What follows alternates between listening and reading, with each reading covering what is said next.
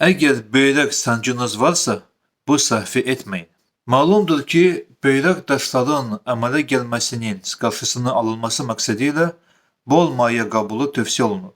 Lakin son araştırmalara əsasən, böyrek sancısı zamanı həddindən artıq maye qabul etmək tövsiyə edilmir. Bunun da izahı belədir. Sidik axarının daşla tıxalması zamanı zədələnmiş böyrəkdə avtomatik olaraq qan dövranı və diurez, yəni sidikin əmələ gəlməsi azalır.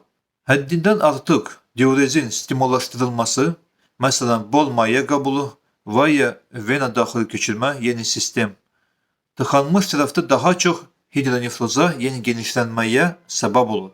Bu da sidik axarın peristaltikasını azaldır. Çünki sidik axarın peristaltikası üçün, yəni hərəkətliyi, divarlarının sıx bağlanması zamanı mümkündür. Sidik axarın sidiklə genişlənməsi fonunda divarların bağlanmaması sidiyin sidik hissəsinə doğru hərəkətinə mane olur. Lakin bu qaydadan istisna var. Rentgen negativ orad daşları. Çünki belə hallarda bol maye qabulu və eyni zamanda sitrat qəbul edərək orad daşlarını azaltmaq və hətta tamamilə həll etmək olur.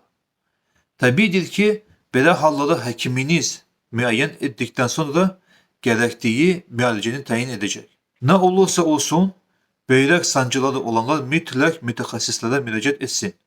Əsasən qızdırma ilə müşayiət olunan hallarda.